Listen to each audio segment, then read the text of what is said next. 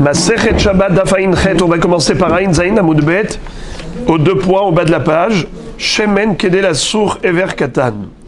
La Mishnah nous a dit que chaque élément que nous faisons sortir Shabbat du domaine privé au domaine public, ou l'inverse, du public au privé, ou Arba Amod Birshut Arabim, c'est une melacha de Hotza'a, et par conséquent, la personne qui aurait profané le Shabbat ainsi par erreur, parce qu'il a oublié qu'aujourd'hui c'est Shabbat, ou il a oublié que cette action est interdite, eh bien qu'est-ce qu'il doit faire? Il doit apporter un korban hattat, un korban expiatoire pour se faire pardonner, mais à condition que la Hotza'a a été effectuée avec le shi'ur correspondant. Si le shi'ur, la mesure, le volume de l'objet était inférieur à ce qui a été défini dans la Mishnah, il n'est pas Chayav Khatat. Le principe général, c'est que pour que le shi'ur corresponde à ce qui est interdit, les Chachamim se sont focalisés sur l'utilisation commune. Ça veut dire que comment les gens se servent de cet objet. Pourquoi faire? À quoi il sert cet objet? S'il sert à un emploi précis, eh bien on va se référer à cette utilisation. Et le shi'ur classique minimal pour cette utilisation, c'est cela qui sera le shi'ur. Par exemple, nous avions vu le shi'ur pour le miel. Quelqu'un qui fait sortir du miel. Quel est le shi'ur? Kedel liten à la katite, pour soigner les lésions des animaux, tels que chevaux, ânes, chameaux, qui transportent des fardeaux lourds. Eh bien, les sangles qui frottent leur peau, à un moment donné, ça coupe. Alors, comment on fait pour cicatriser la plaie? On met du miel. Ça a un effet curatif. Yahin, on avait vu Kedé Mezigatakos, Halav Kedé Gemira, Shemen Kedé la Souchever Katan, Maïm Kedé la Shuvbaem et Akilor. Donc, on voit que chaque liquide est son utilisation classique. C'est ce qui permet de définir le shi'ur. Maintenant, la Gemara va s'arrêter sur le shemen. On a dit que la mesure d'huile qui rend l'homme passible de korban khatat, c'est kedé l'asur bo ever katan. De quoi oindre et frictionner un petit membre. Amré dever Rabbi Yannai, shemen kedé l'asur ever katan, shel katan ben yomo. Rabbi Yannai donne un hidouche extraordinaire.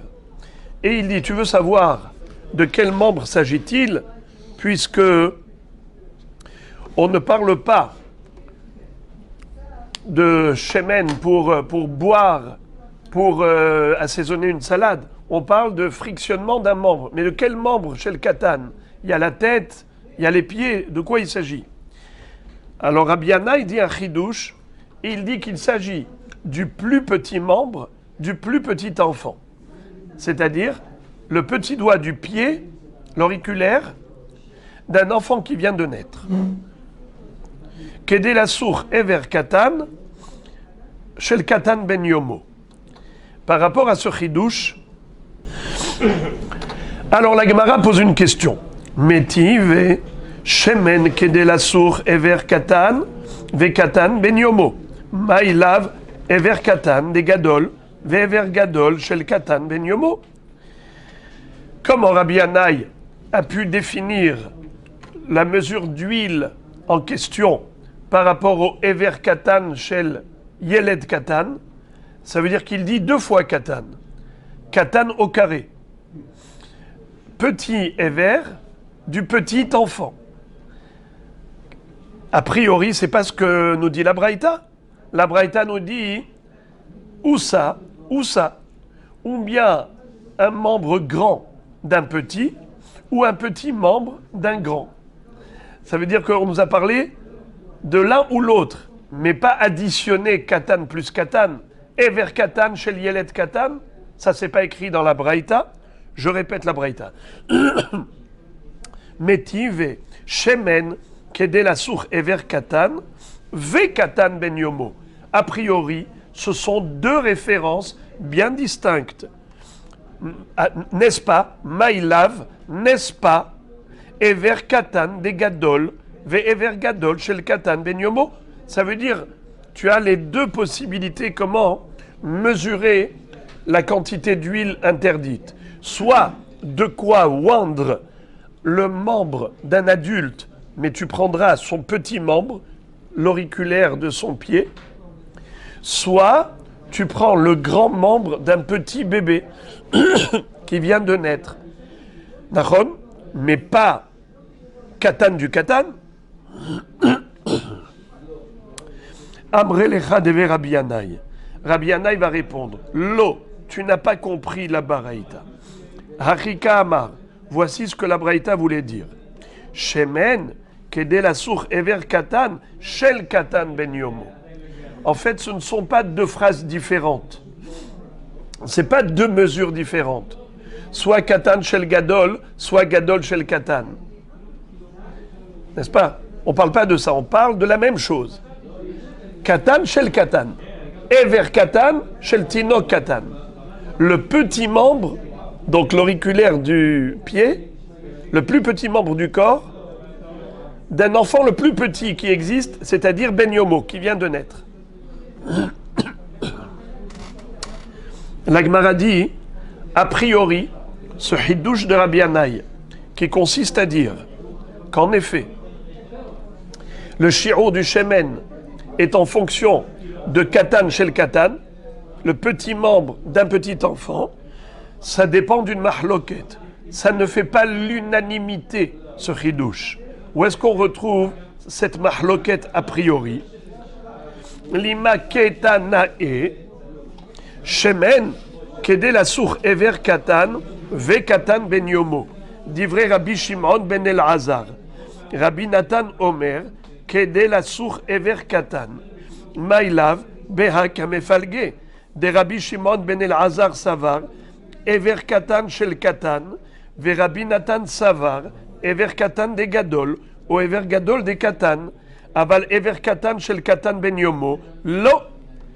C'est-à-dire, a priori, il semblerait que la mahloket entre les deux Tanaïm de cette baraïta, à savoir Rabbi Shimon ben Elazar et Rabbi Nathan, leur discussion c'est exactement celle-là. Il y en a un qui est d'accord avec Rabbi Yannai, c'est-à-dire pas Rabbi Yannai qui est venu après, qui est d'accord avec le chidouche de Rabbi Yannai, et un autre Tana qui dit non. Alors qui dit oui, qui dit non? Rabbi Shimon ben Elazar, lui, qu'est-ce qu'il a dit? Il a dit, regardez le lachon qu'il a employé, Shemen kede la sour ever katan, ve katan ben yomo. Divrei Rabbi Shimon ben Elazar. Donc du fait qu'il ait rappelé deux fois la notion de katan, il semblerait que sa kavana, c'est comme Rabbi Yannai, que c'est katan au carré, dans le sens où on parle de ever katan, shel yeled katan, donc comme Rabbi Yannai. Et Rabbi Nathan qui n'a mentionné qu'une seule fois le mot katan, en disant Rabbi Nathan Omer, kede la sour ever katan, donc a priori c'est ever katan shel gadol, ever katan shel gadol. Alors il y en a un qui est d'accord avec le chidouche de Rabbi Yannai et un qui n'est pas d'accord. Qui est d'accord? Rabbi Shimon ben Elazar, puisqu'il a dit ever katan, comment il a dit le lachon encore une fois? Shemen kede la sour ever katan, ve katan ben yomo. Alors il ne faut pas comprendre ve katan ben yomo comme étant un autre shi'ur, mais comme étant la suite de la première phrase. Comme s'il était écrit ever katan shel katan ben yomo. Donc c'est comme ça qu'on peut expliquer la mahloket. La Gemara réfute cette compréhension de la mahloket. Et elle dit, on n'est pas obligé de dire cela. D'abord, elle explique. Regardez les trois dernières lignes. Maïlav beha kamefalge. De Rabbi Shimon ben Elazar savar, ever katan shel katan, ve Rabbi Nathan savar, ever katan de gadol, o ever gadol de katan. Aval Ever Katan Shel Katan Ben Yomo, Lo. D'après Rabbi Nathan, non, ça ne marcherait pas. La Gemara dit, Lo.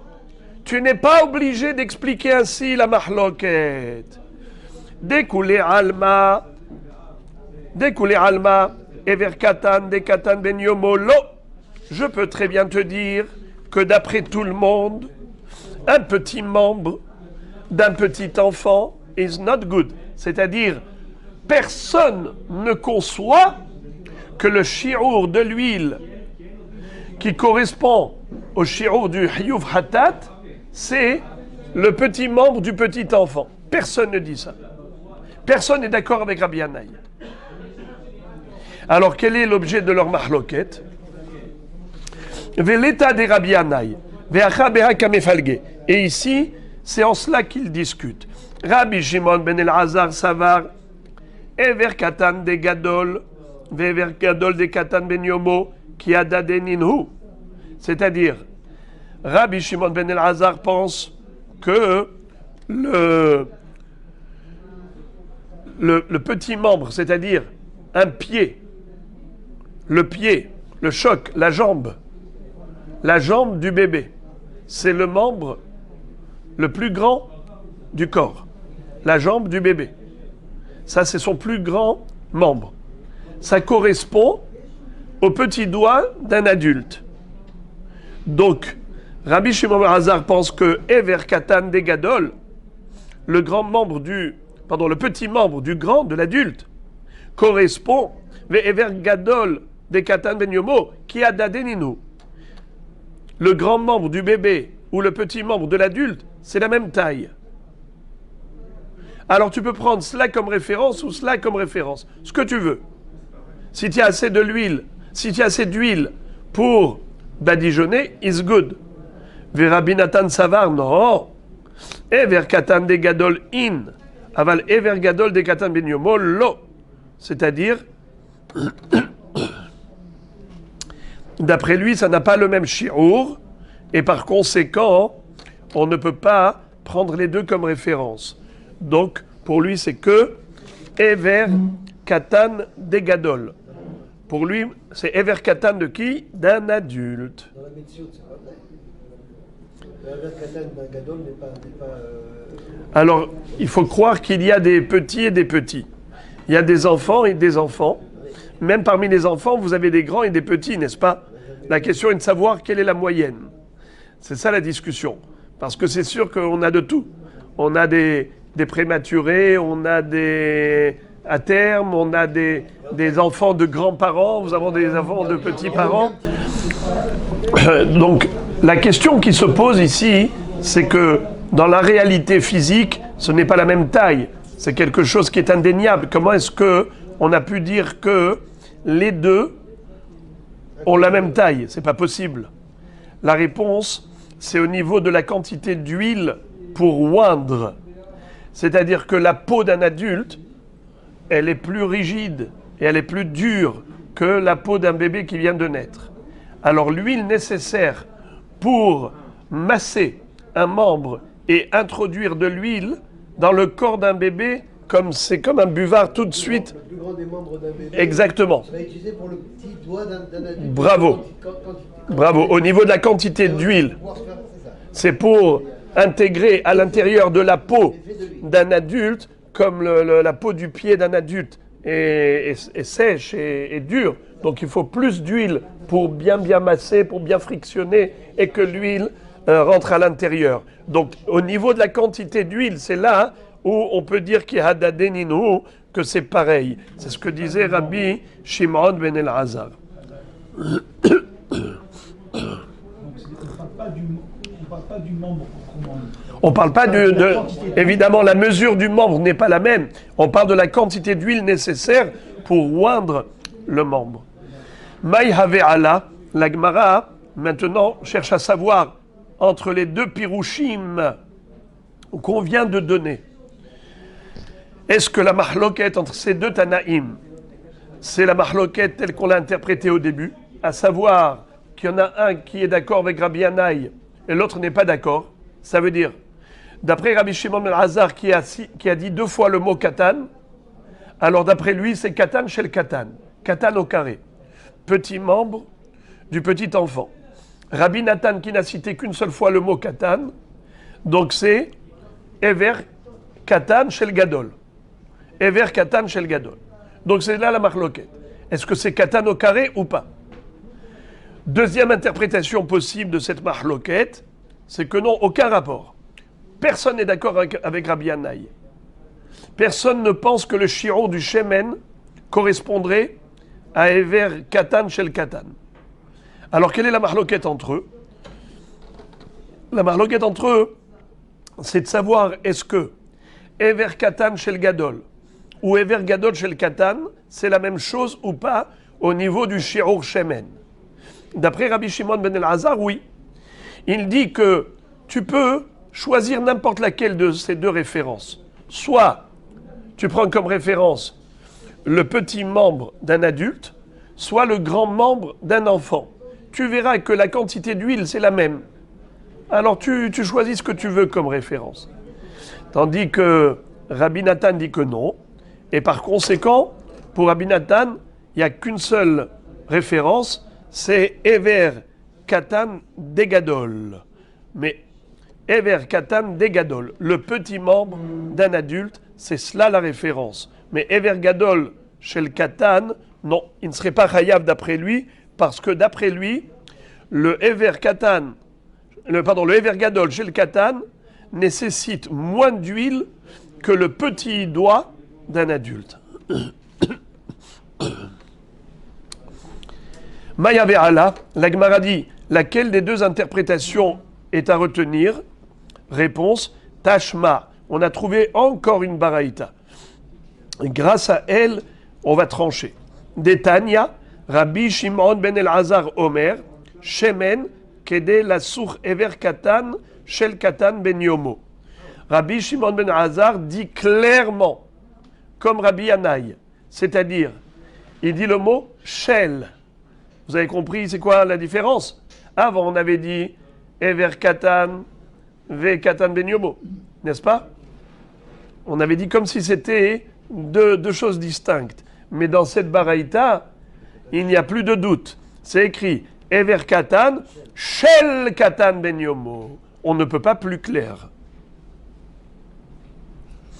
Donc en effet, la mahloquette entre eux, c'est que Rabbi Shimon ben Elazar pense comme Rabbi Yanaï, et Rabbi Nathan n'est pas d'accord.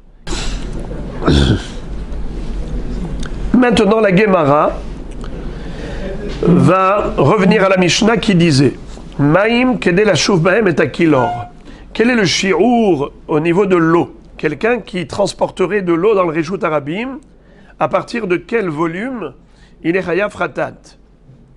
Alors le minimum qu'ils doivent transporter pour être chayav ratat, c'est de l'eau kedé la chouv bahem et akilor.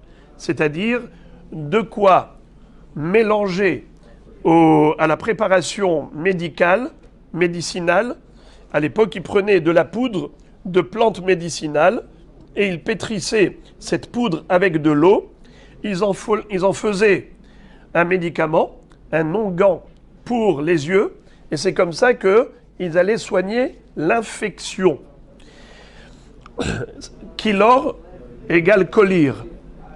Seulement le kolir, c'est un liquide, mais le kilor, c'est un solide, c'est une pâte. Qu'aider la chouf bahem et akilor pour pétrir et faire fondre la pâte. Amar Abaye Mirde Kol milta de shriha velo shriha Azul Rabanan Batar de shriha. C'est-à-dire, nous avons une règle. Quand Chachamim prennent une référence pour un shi'ur, pour définir le shi'ur, ils vont se focaliser sur quoi? Sur l'utilisation générale. Quelle est l'utilisation la plus fréquente? Alors maintenant, quand on a une utilisation qui est fréquente et une autre qui est rare, laquelle va nous servir de référence? Évidemment, celle qui est shriha, celle qui est fréquente. Donc, kol milta, toute chose, des shriha, velo shriha, qui a une utilisation fréquente et une qui n'est pas fréquente, Azul Rabanan, les Hachamim sont allés, Batar d'Ishriha, après l'utilisation qui est Shachiyah, qui est fréquente. Afilu la Kula, même si c'est une Kula, c'est-à-dire, quand je dis, monsieur, il est Chayav, est passible de sanctions, même pour une petite quantité, c'est que je suis Mahmir, je fais une Humra, je suis strict. Quand je dis non, il n'est pas tour pour une si petite quantité, il faut qu'il fasse sortir une grande quantité pour être Chayav, c'est que je fais une Kula. Donc lorsque je choisis une grande quantité, ça s'appelle Kula. Lorsque je choisis une petite quantité, ça s'appelle Khumra.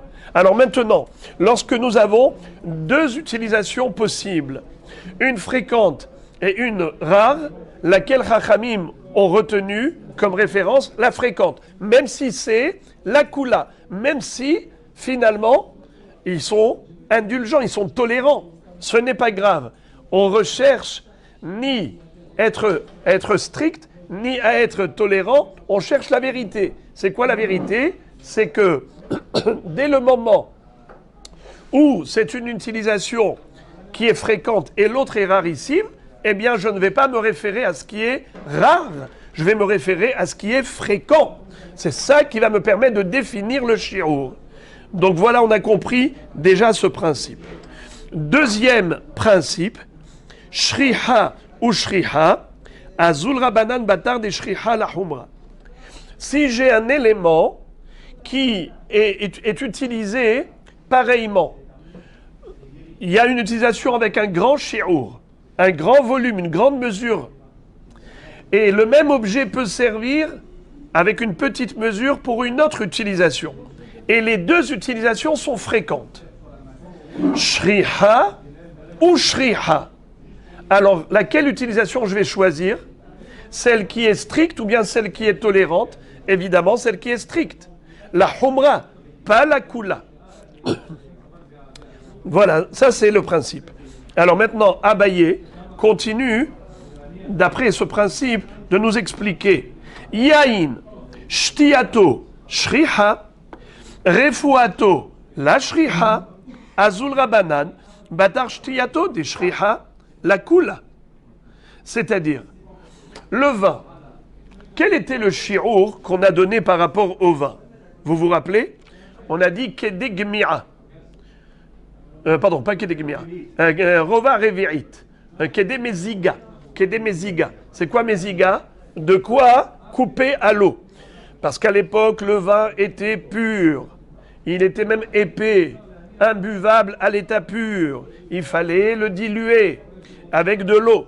Et on a vu hier que la bonne dilution, le bon dosage, c'est, d'après Rava, des daré al-had tlat, c'est-à-dire un volume de vin et 3 volumes d'eau. Ça, c'est l'équilibre pour avoir du bon vin.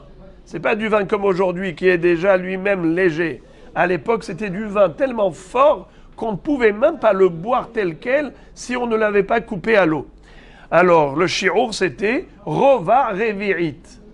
Puisqu'on parle de revi'it comme boisson, ce qu'on appelle kos yafé, kos shel bracha, un verre de birkat Amazon ou un verre de kiddush, revi'it minimum.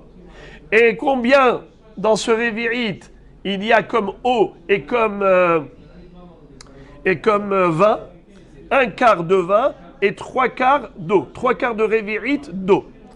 Alors à Botaï maintenant, le yaïn, il peut servir à la boisson. Il peut servir aussi comme liquide à mélanger dans les préparations de médicaments pour les yeux. Ça peut aussi servir pour pétrir les plantes médicinales, la poudre de médicaments qu'on allait pétrir comme kylore. Tu peux utiliser de l'eau, tu peux utiliser du vin. Le vin aussi, c'est un liquide qui était éventuellement utilisé.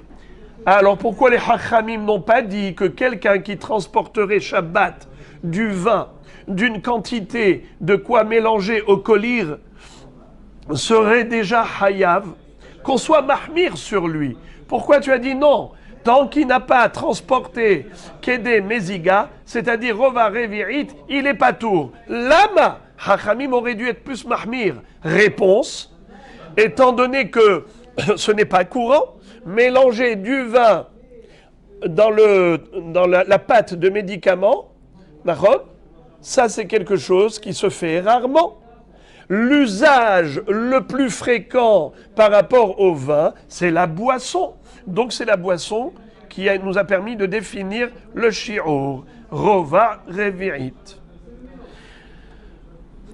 Je relis. Yain sheshtiato shriha, refuato lo shriha. La boisson, elle est fréquente. De se soigner en tant que médicament, ce n'est pas fréquent d'utiliser le vin. Azul Rabanan Batar Shtiato de Shriha la Kula. Hachamim ont suivi, quoi comme référence, la Shtia qui est fréquente, bien que ce soit une Kula. Encore, Halav, Achilato Shriha, Refuato lo Shriha. Azul Rabanan Batar Achilato la Kula. Pareil, on avait dit pour le lait. Quel est le shi'ur pour être hayav, hatat, si on a transporté du lait pendant Shabbat dans le Reshut Harabim, kede gemi'a, de quoi remplir le gosier, n'est-ce pas? Kede gemi'a, agemi'inina me'at ma'im ikader, de quoi avaler en une fois. Alors, Rabotai, le lait, c'est un liquide que l'on peut utiliser pour mélanger à la pâte, pour fabriquer la pâte de Kilor, cet onguent qu'on va mettre sur les yeux pour soigner l'infection. Alors tu as deux possibilités, soit un repère de Humra, soit un repère de Kula. C'est quoi la Kula? C'est de dire que le lait, il est fait pour être bu, et donc la référence est quoi? Kedegmira, une gorgée. Ou bien de dire que le lait peut être utilisé pour mélanger à la pâte de médicaments pour les yeux, le Kilor, et donc ce serait une toute petite quantité, n'est-ce pas? Inférieure à Kedegmira. Et donc on dirait que cet homme serait passible de Korban Hatat s'il a transporté même cette petite quantité de lait. Pourquoi tu as choisi Kedegmira au lieu que de choisir de Kedelat Shufbaem et Kilor? Réponse, j'ai choisi ce qui est Shriha, l'utilisation la plus fréquente, même si c'est une Kula. Encore, toujours par rapport à la même analyse. Des vaches, Achilato Shriha, ou Refuato Shriha, Azul Rabanan Bata Refuato la Humra. C'est-à-dire, le miel a deux utilisations possibles. Premier usage, consommé par l'homme. Deuxième usage, servir pour le vétérinaire pour soigner les lésions de l'âne. Lorsque le vétérinaire va dire au propriétaire du hamor ou du chameau ou du cheval, maintenant que les sangles du fardeau ont frotté la peau de ta bête et il a maintenant des lésions, mets-lui du miel. Eh bien, c'est quelque chose de courant, puisqu'à l'époque, les moyens de transport communs, c'était les animaux. Aujourd'hui, c'est les voitures. On vous dit, va faire la vidange, va faire le contrôle technique. Ça, c'est quelque chose qui est récurrent. À l'époque, c'était fréquent de mettre du miel sur les plaies des animaux. Alors, les deux, c'est shriha. Qu'est-ce que Chachamim ont choisi comme shi'ur? Le petit ou le grand? Ils ont choisi la humra. Le petit shi'ur, qui est celui de refu'a. La tête al-pikatit. D'après une version, on avait vu que c'était même juste à peine au bord de la lésion pour que ça soigne.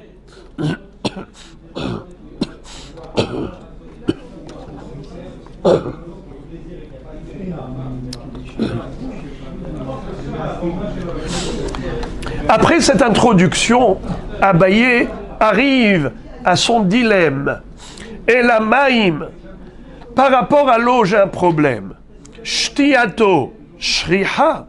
Refuato, la shriha, maitama azul rabanan, bata refuato la chumra. Abaye se pose une question et à juste titre. Il dit l'eau. Quel est le shi'ur donné par la Mishnah? C'est de quoi mélanger au kilor, fabriquer la pâte de colir, d'onguent pour soigner l'œil. Ribono shel olam ani lo mevin. L'eau, elle sert plus à la boisson ou elle sert plus en tant que traitement médical? Évidemment en tant que boisson. Ze shriha, veze lo shriha.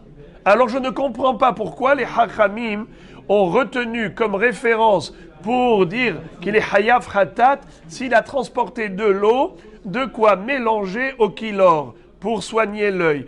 Mais ça, ce n'est pas fréquent. C'est beaucoup plus fréquent de boire de l'eau. Amar Abaye Begalila Shanu. Abaye nous dit que la Mishnah, elle parle de la Galilée. Et donc je vous invite à regarder le Rashi au milieu de la page. Shehem Aniim. En Galilée, les gens étaient pauvres. Ou Makpidin Bedavar Mu'at. Alors, ils économisaient. Vehassin al yain vehalav la shuf kilor. Ve'en shafin ela bemaim. Ve'ilkachefu atonam shriha. Ubainan emizal achumra. Il dit là-bas, pour fabriquer les médicaments en Galilée, on ne le faisait jamais, ni avec du vin, ni avec du lait. Pourquoi? Comme ils étaient pauvres, pour eux, c'était des liquides précieux, le lait et le vin. Ils ne vont pas l'utiliser pour fabriquer un médicament, puisqu'ils peuvent fabriquer le médicament avec l'eau. Donc l'eau était un élément utilisé fréquemment pour fabrication des médicaments, comme c'était fréquent de boire. Bien sûr que la fréquence n'est pas la même. On boit beaucoup plus fréquemment que l'on soigne des membres malades. C'est vrai. Mais ce n'est pas rarissime. Quand on a dit shriha et lo shriha, ça veut dire quelque chose qui est fréquent et quelque chose qui est rare. Alors là, on va d'après le fréquent. Mais lorsque j'ai fréquent et un peu moins fréquent, il reste quand même fréquent. Alors je le retiens comme référence et comme repère pour le shi'ur de Shabbat. Et en effet, c'est la raison pour laquelle le shi'ur pour l'eau, c'est pas kedé shtia, c'est kedé la chouf bahem et kilor, de quoi pétrir l'onguent pour soigner l'œil. Rava Amar afilutema bishar mekomot. Rava dit, on n'est pas obligé de dire que la Mishnah se restreint à la Galilée. On peut dire que la Mishnah parle en général dans tous les endroits du monde. Alors comment se fait-il qu'on ait choisi un si petit shi'ur qu'est la chouf bahem et kilor alors que l'eau est plus utilisée pour boire? Réponse Kedi Shmuel. De Amar Shmuel, Kol Shakiane Masu ou Metallele, les bar mimaya, des Masu velo Metallele. Qu'est-ce que ça veut dire? Shmuel était un médecin.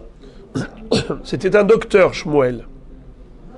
Et lui a dit la chose suivante, que lorsque les gens qui ont des infections dans les yeux se soignent avec de l'onguent, c'est cette poudre mélangée à de l'eau ou à un autre liquide, alors Shmuel disait, il vaut mieux utiliser de l'eau. Car si vous mettez du lait ou du vin, eh bien c'est vrai que l'infection va guérir, mais étant donné que vous allez mettre ça sur le cristallin, sur la prunelle de l'œil, eh bien il va rester comme un genre de croûte sur l'œil qui va rendre le cristallin opaque et donc la vue ne sera pas bonne. Ça reste, c'est métallel. Métallel, ça recède de sel, ça fait de l'ombre sur l'œil. Mettez de l'eau dans votre préparation, car ça guérit l'infection et il ne reste aucune trace. Il ne va pas y avoir ensuite de l'ombre sur votre œil. Votre vue sera claire. Donc c'est la raison pour laquelle, en effet, on choisissait l'eau fréquemment pour les mélanges. Regardez s'il vous plaît Rashi. Ou metalele. Mais sakechin ala aïn. Ça fait du skach sur l'œil. Ça recouvre l'œil. Ou mon'in mar'ito. Hachichle mar'ito les gamre. Malheureusement, ça peut même porter atteinte à la vue carrément. Mi peneshem avin venigladin kemin devet. kemin devek, chez Corinne Gloiser. C'est-à-dire que de la glu, ça veut dire que ça fait comme de la colle, comme de la glu sur l'œil, sur le cristallin. Il ne faut surtout pas utiliser ces liquides. Bar mimaya de adife mikulhu. L'eau, c'est meilleur que tous les autres liquides. Des massou, car ça guérit. Velo metallele, et ça ne reste pas sur le cristallin. Chez nivlaim miyad, onigvim maher, velo nigladim al gabain. Ça fond et ça disparaît et ça ne reste pas sur l'œil. Et maintenant, la Gemara revient à ce que disait la Mishnah. Ushar kolamashkin birvi'it. On avait vu que tous les liquides, en effet, sont chayav si il a fait sortir revi'it. Moins que revi'it, il n'est pas chayav khatat. Combien c'est revi'it? Rappelez-vous, revi'it halog. Combien il y a dans un log? 6 betsim. Donc combien c'est revi'it? 6 divisé par 4, ça fait un 9,5. L'équivalent d'un 9,5, c'est le shi'ur de revi'it. Puisqu'on sait qu'aujourd'hui, on a donné un poids en grammes pour l'œuf, c'est 54 grammes le kabetza. Donc le revi'it qui est une betza et demi, 54 divisé par 2 multiplié par 3, ça fait 81 grammes. 8 centilitres,1, c'est l'équivalent de revi'it. Quelqu'un qui ferait sortir 8 centilitres,1 de tous les liquides, à part ceux qu'on a précités, il serait chayav khatat. Tanoura banan. Dam, chol mine mashkin birvi'it. Par exemple, quelqu'un qui va transporter du sang à l'extérieur pendant Shabbat, d'un shi'ur de revi'it, il est chayav khatat.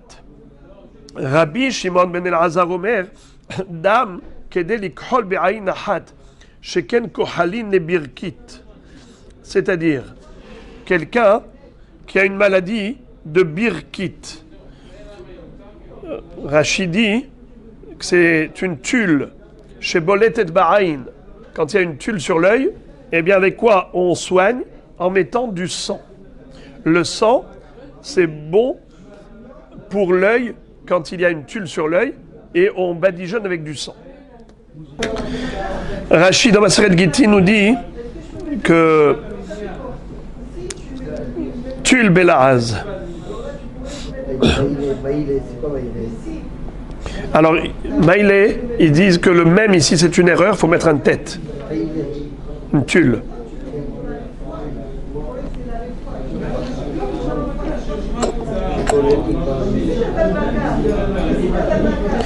Ici, il traduit, je vous lis, hein. Birkit hu ke'en shirvat or levana daka mitpashetet al gabi ishon ayn ve'otemet et ariya kayom korin birkit glaucom. Shehi mahalat einayim agoremet lachatz pnimi ba'ayn. Aval barur she'en zo abirkit shen kavna la gemara shehi davar abolet al pnei ayn. Mais ce n'est pas le birkit de la Gemara. Parce que la vérité, c'est quelque chose qu'on voit au-dessus de l'œil. Bon, alors, Rabbi Shimon ben Elazar Omer, Dam, kede likhol be'ayin achat sheken kochalin le birkit, umaynin hu, dama de tarnegolet bara. Ce n'est pas n'importe quel sang. On parle ici le sang de Tarnegolet bara. C'est quoi? Il y a parmi les oiseaux qui sont interdits un oiseau qui s'appelle douchifat. C'est ce qu'on appelle Tarnegol abar, le coq sauvage. Il s'appelle douchifat. Et son sang, il sert à soigner. En effet. Rabban Shimon Gamliel nous donne un autre shi'ur. Dam kedelik holbo ayn achat sheken kohalin le yarud. C'est-à-dire le sang qui permet de mettre sur un œil, parce que c'est comme ça qu'on fait pour soigner la maladie de Yaroud. Rachidi Yaroud Tevalul. Vehem tipot dakot shel loven hanoladot ba'ain. C'est des taches blanches qui naissent, des taches blanches qui naissent dans l'œil, qu'on voit qui sont parsemées dans l'œil. Umaineu, dama de krushtina. Quel est le sang qu'il faut utiliser pour cette maladie? Eh bien, c'est le sang de la taupe. Regardez Rachidi, dama de krushtina atalef chez Corinne taupe. Alors la taupe nous permet d'avoir du sang pour soigner cette maladie qui s'appelle Yahoud. Vesimaner, gava les gava, bara les bara. C'est-à-dire, comment il s'appelle l'oiseau d'Ochifat? On a dit que c'est le coq de l'extérieur. Tarnégolette bara, sauvage, qui est toujours à l'extérieur. Tandis que la taupe, au contraire, elle vit à l'intérieur. Donc, si tu veux te rappeler, pour la maladie qui est à l'intérieur, il faut prendre le sang de la taupe. Pour la maladie qui se voit à l'extérieur de l'œil, il faut prendre le sang de Krushtina, de Tarnégol Abar, qui est à l'extérieur.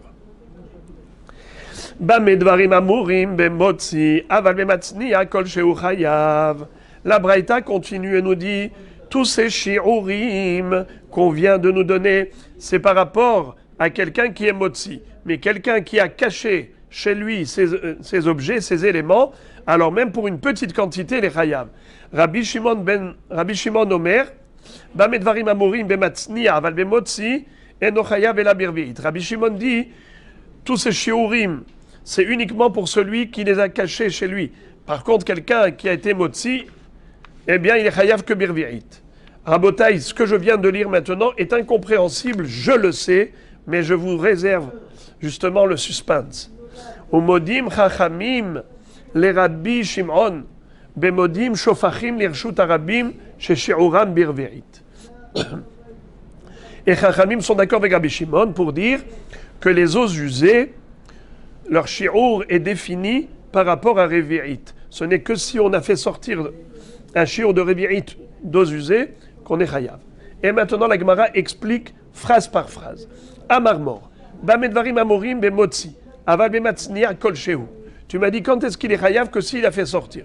Mais s'il a caché chez lui, eh bien même un petit shi'ur suffit pour être chayav. La Gemara dit atu matzniya lav motzihu. Je comprends rien du tout. Qu'est-ce que ça veut dire ça? Mais est-ce que quelqu'un qui est matzniya, il n'a pas été motzi à la fin? On n'est pas chayav lorsqu'on a caché un liquide, on est chayav lorsqu'on a fait sortir le liquide que l'on a caché au préalable, auparavant. Alors j'ai pas compris de quoi tu parles.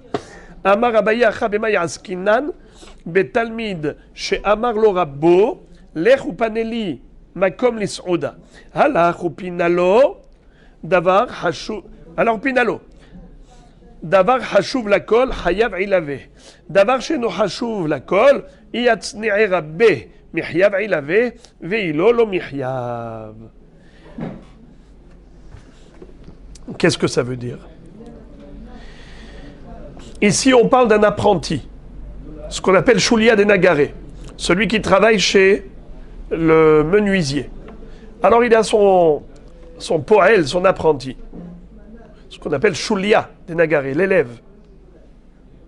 Son maître lui a dit, allez, va me déblayer le plancher.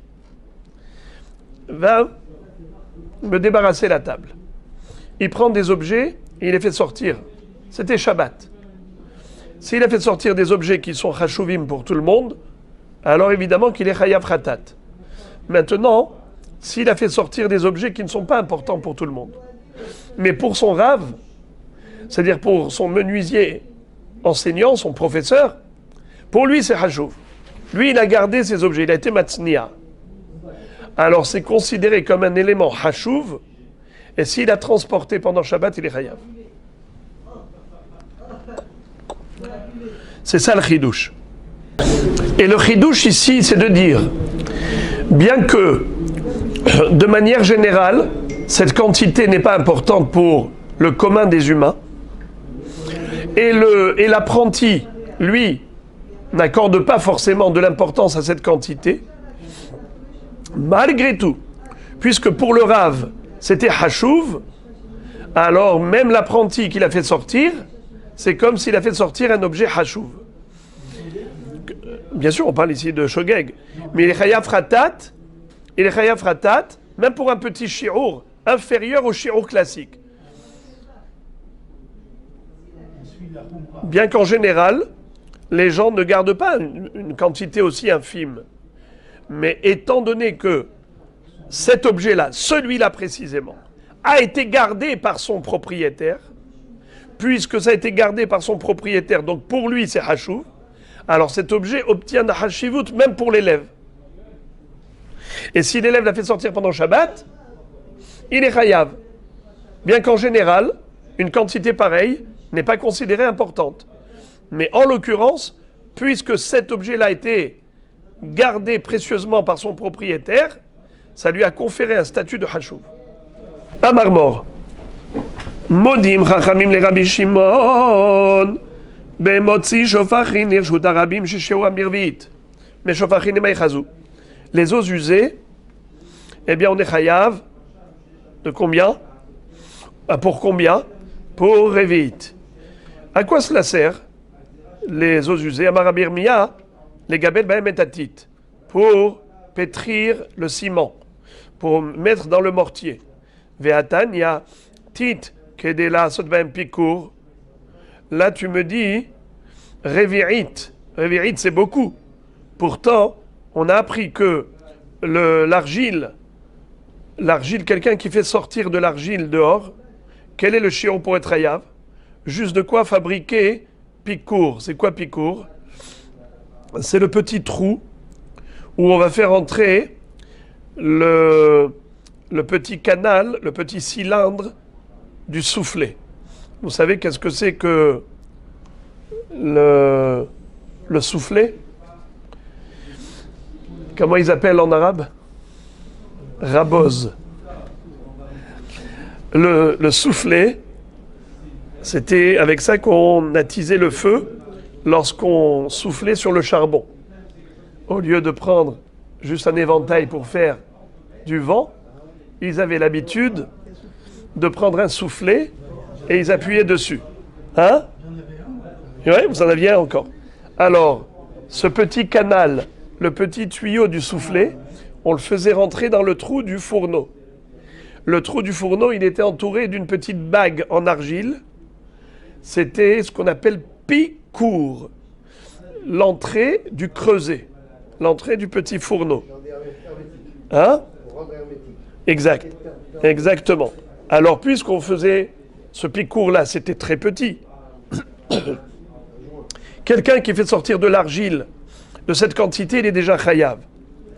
Or, tu m'as dit que l'eau usée, quelle est son utilisation? C'est de pétrir du ciment, de l'argile, avec de l'eau usée. Alors, je ne comprends pas.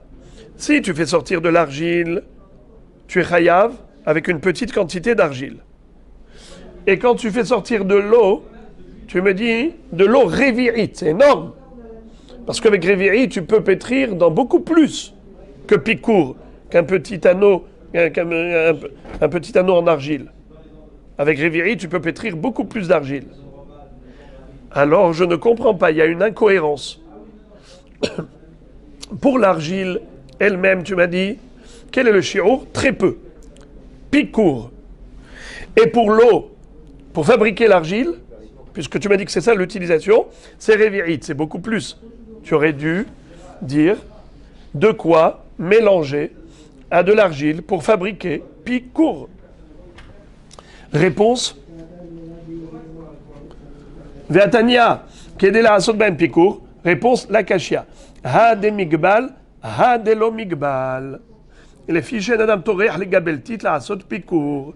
C'est-à-dire, il y a l'avant et l'après. En amont, un homme ne va pas se fatiguer pour aller pétrir si peu d'argile, à peine très peu de quoi fabriquer un pikour. Non. Si déjà il pétrit et il se fatigue, alors il va prendre plus d'eau et plus d'argile pour fabriquer une grande quantité d'argile. Une pâte d'argile, il va en faire au moins par rapport à ce qui correspond à un révirit maïm. pas moi. C'est pour cela que quelqu'un qui transporte de l'eau usée, c'est par rapport à cette référence. De quoi mélanger à l'argile. Combien? C'est Kedere Verit Maim. Ça, c'est en amont, avant d'avoir pétri. Mais une fois que c'est déjà fait, maintenant il a déjà la pâte d'argile dans sa main. S'il prend un petit bout de cette pâte pour faire le pikour, eh bien c'est une quantité hashuva. Et donc s'il sort avec pendant Shabbat, il est chayav. Donc c'est pour ça que les shiurim ils ne sont pas similaires. Au niveau de l'eau, pour fabriquer la pâte d'argile, c'est une quantité plus importante. Car un homme ne va pas fabriquer une pâte d'argile aussi petite que Pikour. Mais une fois qu'il a fabriqué une plus grande quantité, là maintenant, il est capable de transporter juste très peu de quoi fabriquer un Pikour. Nouvelle Mishnah. Cette Mishnah également va nous donner des shiurim, mais cette fois-ci, c'est pas pour des liquides, c'est pour d'autres éléments. Amotzi Chevel, Kede la asot ozen la kupa. Gemi, Kede la asot tlai la napa. Rabbi Uda Omer, Kede litol mimenu midat man'al la katan. Neyar, Kede lichtov alav kesher morsin. Ve'amotzi kesher morsin, hayav. Neyar Mahouk, כדי לכרוך על צלוחית קטנה של פליאטון. אור, כדי לעשות קמייה. קלף, כדי לכתוב עליו פרשה קטנה שבתפילין, שהיא שמע ישראל. דיו, כדי לכתוב שתי אותיות. כחול, כדי לכחול עין אחת. דבק, כדי לטעון בראש השפשף. זפת וגופרית, כדי לעשות נקב. שעבה, כדי ליתן על פי נקב קטן. חרסית, כדי לעשות פיקור של צורפי זהב. רבי יהודה אומר, כדי לעשות פטפוט. סובין, כדי ליתן על פיקור של צורפי זהב. סיד, כדי לעשות קטנה שבבנות. רבי יהודה אומר, כדי לעשות קלקול. רבי נחמיה אומר, כדי לסוד ונדפי. Qu'est-ce que ça veut dire?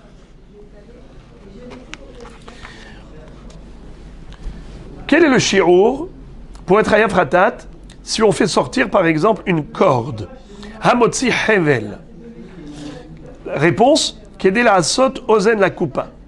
De quoi fabriquer une anse pour son panier. À l'époque, on prenait des coupottes comme des caissons, une malle, un panier. Alors il fallait fabriquer l'anse. Les anses du panier, ça s'appelle ozen la coupa. Pourquoi ça s'appelle ozen? Ou bien par exemple, si j'ai une coupa qui est carrée et je mets des anses sur le côté, alors qu'est-ce que je fais? Je lui colle des cordes. Ça s'appelle ozen parce que ça ressemble à une oreille. Et on tient la coupa avec les anses, avec les oreilles. Ça s'appelle en hébreu ozen la coupa. Gemi, si on a pris du gemi, c'est quoi gemi? C'est du roseau, de l'osier. De l'osier. Kede la asot tlai, la napa belakvara. C'est de quoi faire un crochet pour accrocher le tamis ou le filtre. Lorsqu'on a terminé le travail de tamiser ou de filtrer, alors on l'accroche grâce à cet anneau. Kede la asot tlai, la napa belakvara, c'est donc un petit crochet. Rabbi Uda Omer, kede litol mimenu midat man'al la katan. Tu veux savoir quel est le shi'ur? C'est un shi'ur encore plus petit. C'est de quoi mesurer le petit pied d'un bébé lorsqu'on veut aller chez le cordonnier, le fabricant de chaussures. On lui dit, voilà la chaussure que je voudrais que tu fabriques pour mon fils. Je te donne maintenant la taille. Alors qu'est-ce qu'il fait le bonhomme? Il prend le guémi et il mesure le pied de son fils, il coupe le guémi exactement à la taille du pied, il apporte au sandelar et il lui dit, je t'en prie, fabrique-moi une chaussure de cette taille pour mon fils. Parce que le roseau, le guémi, quelle est son importance? A priori, j'aurais dit, il faut que ce soit vraiment un grand roseau pour fabriquer une flûte, pour fabriquer quoi? Eh bien, on te dit non, même très petit. Un guémi, même très petit. Juste de quoi mesurer le pied, même cela, c'est déjà une utilisation minimale pour dire que même ça, c'est déjà hachou. La matière qui est guénie, c'est la matière dont on parle. Exactement. La quantité de ce guénie, ça représente quoi? Bédiouk. D'accord.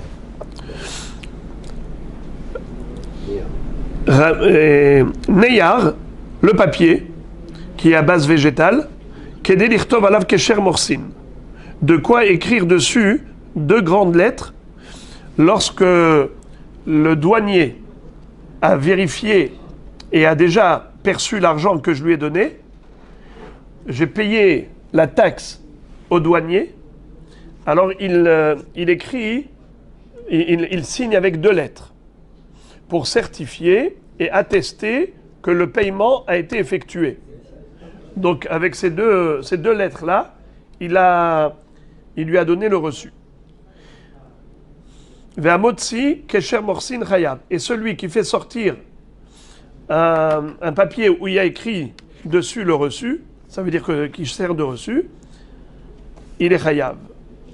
Neyar mahouk kedé likroch al tzlochit shel paliaton. Le neyar qui a été effacé, gommé, à l'époque, lorsqu'on avait gratté pour effacer l'encre, après le papier n'était plus apte à écrire dessus. Alors, quelle est la quantité de papier qu'il faut faire sortir à l'extérieur pendant Shabbat pour être Hayav Khatat?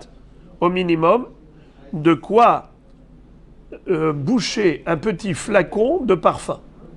Kedé likroch al tzlohit ktana shel paliaton. À l'époque, les bouchons n'étaient pas fréquents.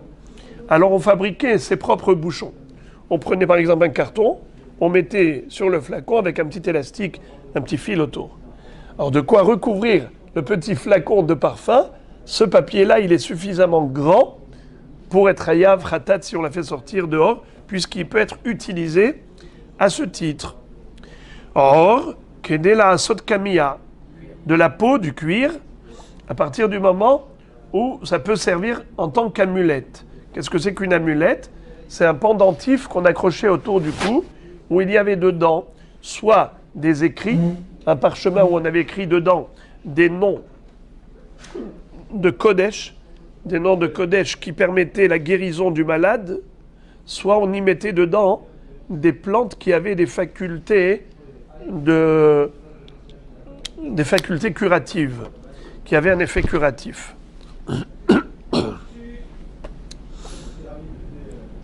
Claf, le cuir, parce qu'avant on a parlé de la peau, maintenant on parle du cuir, parchemin.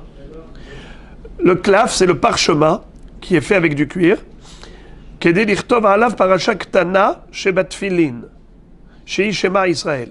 Si la surface de ce claf est suffisante pour inscrire la plus petite paracha qui est Shema Israël. La question est de savoir, est-ce que c'est pas évident? Shema Israël, c'est la plus petite paracha qu'il y a dans les tfilin. On a Shema, Vehaya, Kadesh, Vehaya Kieviacha.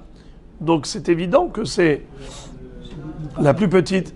Mais hein? Tout le passage. Alors la question, mais c'est une évidence, le Tosfot Yom Tov dit que, étant donné que ces 4 parachiotes, elles sont dépendantes l'une de l'autre, alors on aurait pu croire qu'il faut écrire les 4 parachiotes. Il faut un claf suffisant pour écrire les 4 parachiotes. Eh bien on te dit que non. Il est suffisant d'avoir un claf pour pouvoir écrire juste le Shema Israël avec au Bish'arecha, et c'est comme ça que on est déjà chayav. Le or, c'est de la peau à l'état brut.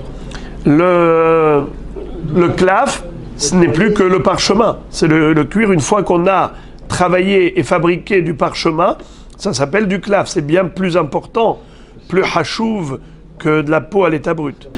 Il y a entre parenthèses, dorsostos, kedé lichtov alav mezouza. C'est quoi dorsostos? Il faut savoir que nous avons trois sortes de peaux, trois sortes de claves, si on peut dire.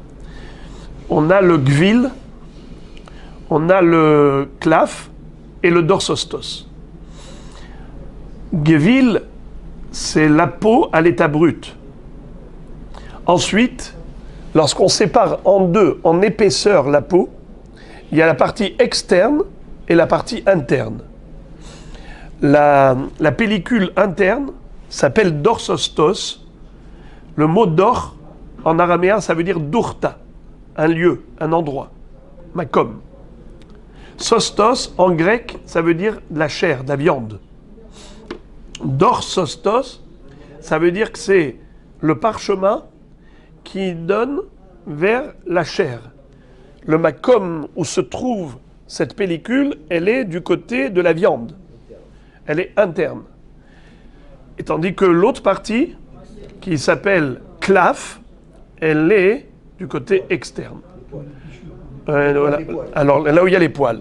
Alors maintenant, lorsqu'on va séparer entre les deux, on va écrire où? Dans le lieu de la séparation. C'est-à-dire que justement, là où on aura divisé en deux, on va écrire sur le dorsostos à l'extérieur et on va écrire sur le claf à l'intérieur.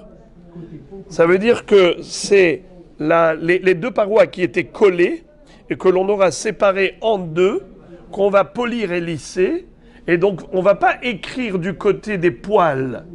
On ne va pas écrire du côté de la viande, de la chair. On va écrire justement dans le côté qui n'était en contact avec rien. Qu'on aura séparé et on aura fait du dorsostos et du claf. Et les deux ensemble, avant de les séparer, ça s'appelle gvil. Et d'ailleurs, tout objet qui n'a pas été travaillé, qui est à l'état brut, s'appelle gavil. Regardez la première Mishnah de Maseret Baba Batra, lorsqu'on parle des pierres non taillées, comment on les appelle? Gavil. Ashutafin, Sheratsu, Lasot, Mechitza, Bechatzer, Rosim, n'est-ce pas? Bonim. Alors qu'est-ce qu'on voit là-bas? Comme chez Nagou, Livnod, Gavil, Gazit, Kefisin, Levenim, Bonim. Alors les amis, Dio, quelqu'un qui ferait sortir de l'encre, Kedé Lirtov Shteotiot, s'il a fait sortir une quantité suffisante de quoi écrire 2 lettres.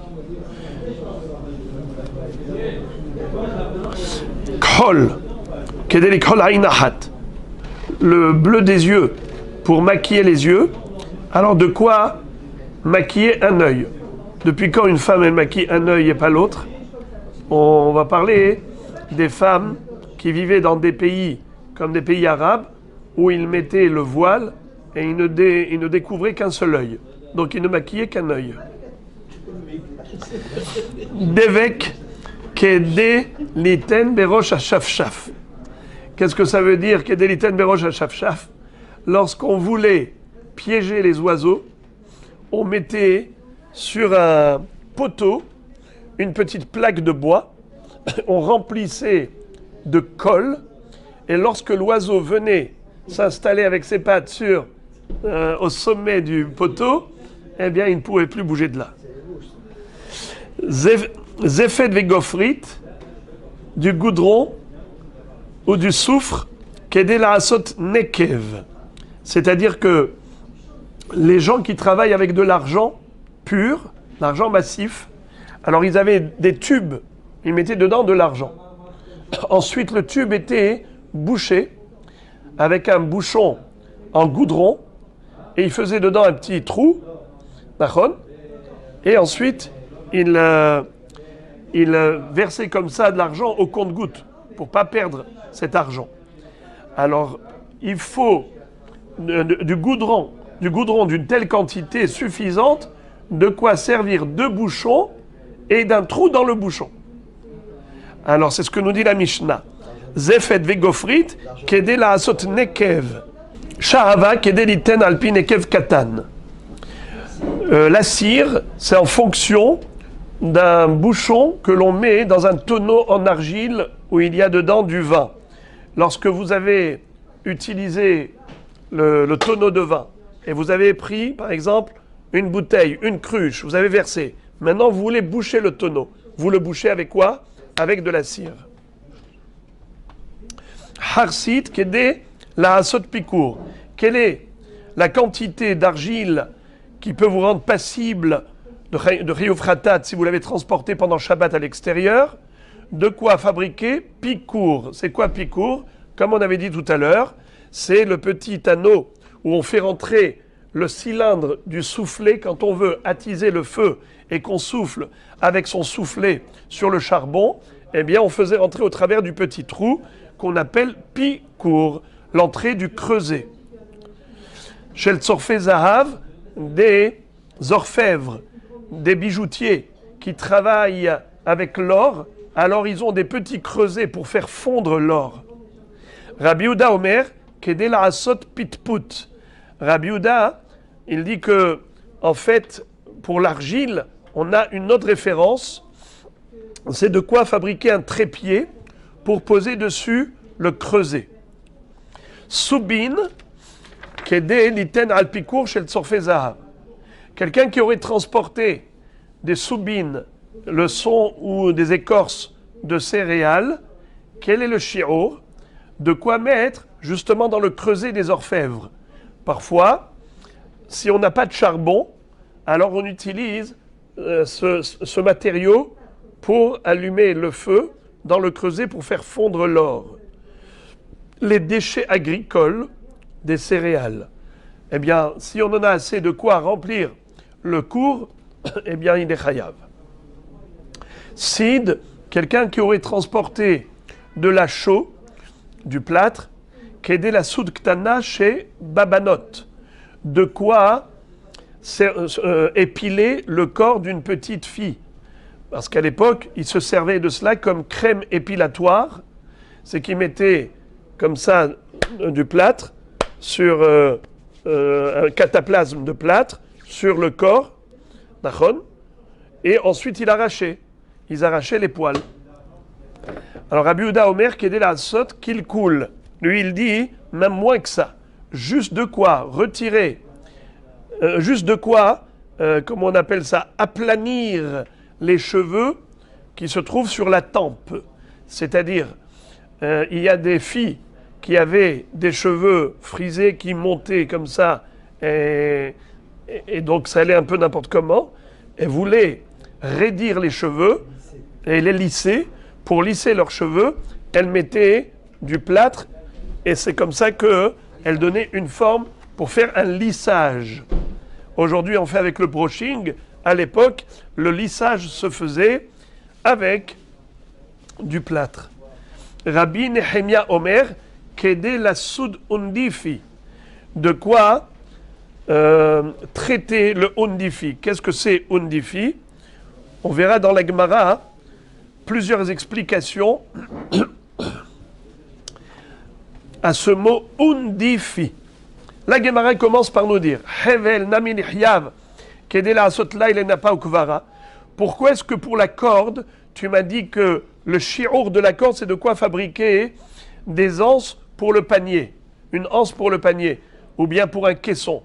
Je ne comprends pas. On aurait dû se suffire d'une plus petite quantité pour être hayav, juste de quoi fabriquer un crochet pour suspendre le tamis ou le filtre. Réponse Kevan de harik bemana lo avde inche.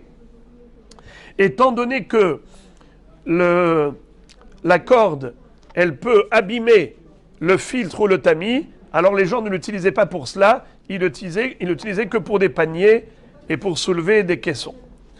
Tanoura banan, hotsin, laasot, ozen, les salkfifa mitzrit. Qu'est-ce que ça veut dire? Lorsque quelqu'un aurait fait sortir pendant Shabbat des branches de palmier, plutôt des feuilles de palmier, quel est le shi'ur pour être hayav? Quelle est la taille? Quoi, même s'il a fait sortir une toute petite feuille minuscule? Non. Kedé la asot ozen, les sales kfifa mitzrit. De quoi fabriquer des anses pour un panier qu'on appelle kfifa mitzrit. Pourquoi on l'appelait kfifa mitzrit? Rashi dit que c'est mitsuré dekel. Le mot mitzrit, c'est pas mitzrit, mitzraim, c'est tsuré desquels? C'est des lianes qu'on récupère d'autour du tronc de palmier. Il y a des lianes que l'on récupère et on fabrique avec ça des paniers. Eh bien, ce panier, on lui fait des anses avec hutzin, avec des feuilles de palmier. Siv. Maintenant, si quelqu'un a pris des cives, qu'est-ce que c'est cives? Pareil, c'est des lianes qui poussent autour du palmier. Avant, on avait parlé de... Tout ça, c'est autour du palmier. Feuilles de palmier, il y a des écorces de palmier, et il y a des lianes qui poussent dans le palmier. Et avec tout cela, on fabriquait beaucoup de choses. Alors le cive, à quoi il servait? Il servait à fabriquer un filtre. Harim omrim kede liten alpi mashper katan lesanen et ayain. C'est-à-dire, lorsqu'on allait prendre le tonneau de vin et qu'on ne voulait pas que la lie de vin rentre dans le verre, nous tombe dans le verre, qu'est-ce qu'on faisait? On mettait un filtre. Et avec quoi était fabriqué ce filtre? C'était avec cive. C'est quoi cive? Eh bien, ce sont ces plantes qui poussent autour du palmier et comme des lianes. Et on fabriquait avec cela des filtres, des passoires.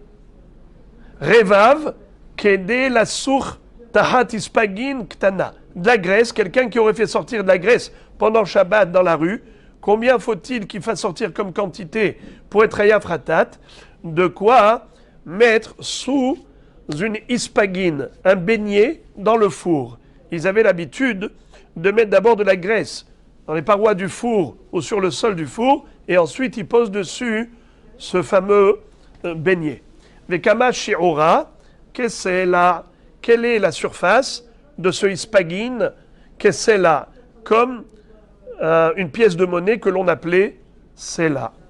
Veatania kagrogeret. Je comprends pas, un jour tu m'as dit que le beignet il fait comme une grogeret, comme une figue. Réponse, idi ve'idi had shi'urahu. En réalité, ça donne exactement le même shi'ur. Sela ou kagrogeret kif kif. Mochin, c'est-à-dire toutes sortes de coton ou de laine, des pelotes, des petites pelotes de laine ou de coton. Kede la asot, kadur ketana, vekama shi'uro ke'egoz. De quoi fabriquer un petit ballon, c'est-à-dire une petite pelote qui est équivalente au volume d'une noix, ke'egoz.